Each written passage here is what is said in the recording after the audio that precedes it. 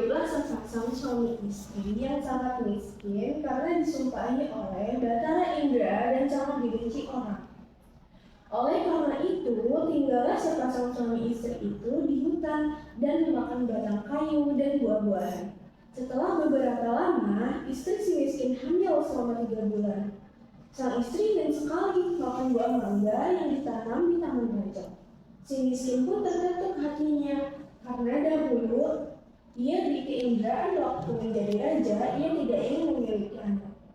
Namun sekarang ia akan memiliki anak dan berkata, Istriku, apa kamu ingin membunuhku? Apa kamu tidak tahu tentang masa lalu kita? Jangan meminta sesuatu. Kita tidak boleh mengambil buah yang ada di taman raja. Setelah istrinya mendengar perkataan suaminya itu, ia semakin menangis. Lalu suaminya berkata, Diam istriku, jangan menangis. Aku akan cari buah mangga itu, lalu membawakannya untukmu. Istrinya pun berhenti menangis. Lalu si miskin pergi ke pasar mencari buah mangga. Setelah sampai di pedagang buah mangga, ia ragu untuk meminta buah mangga. Karena ia takut orang akan memukulinya, pedagang buah mangga pun bertanya, Hai miskin, apa yang kamu inginkan? Jika Tuan punya belas kasihan, berikanlah saya sebiji buah mangga yang sudah busuk, Tuan. orang yang berada di pasar pun menjadi iba karena mendengar kata-kata si miskin. Lalu, orang yang berada di pasar memberikan si miskin buah mangga, makanan, dan bahkan pakaian, serta buah-buahan lainnya. Si miskin pun heran karena biasanya ia diusir, dipukul, hingga dilempari kayu dan batu. Setelah ia berpikir seperti itu di hatinya, ia pun pergi ke hutan untuk menemui istrinya. Istriku, ini buah mangga dan yang lainnya yang sudah kudapat. Kemudian, istrinya menginjak-injak apa yang diperoleh si miskin tersebut sambil menceritakan apa yang terjadi. Istrinya pun menangis dan tidak mau makan jika bukan buah mangga yang ditanam di taman raja, dan berkata, Biarkan saja aku mati. si miskin pun sangat terpukul melihat perbuatan istrinya.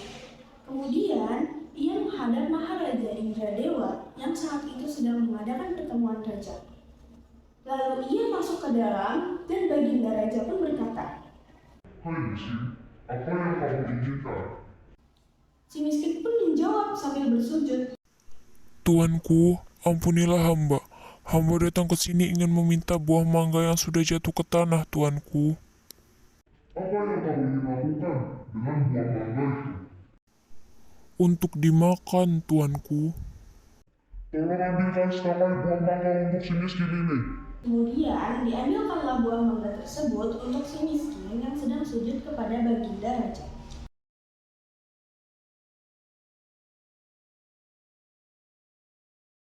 Setelah itu, si miskin pun berjalan pulang ke rumahnya. Setelah dilihat oleh sang istri akan si miskin datang membawa setangkai buah mangga, ia pun tertawa senang sambil memakan buah mangga tersebut.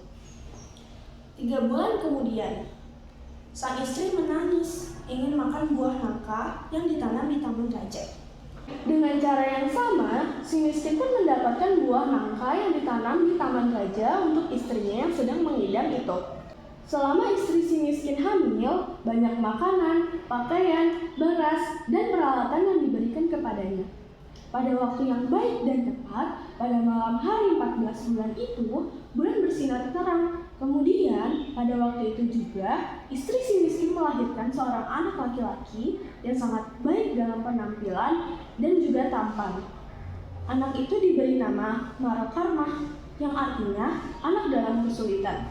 Dengan takdir Allah Subhanahu wa Ta'ala melimpahkan kepada hambanya, si miskin pun menggali tanah untuk membuat tempat tinggal untuk keluarganya.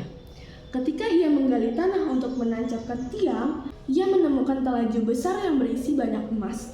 Istrinya pun datang untuk melihat dan berkata, Emas ini tidak akan habis sampai anak cucu kita, suamiku.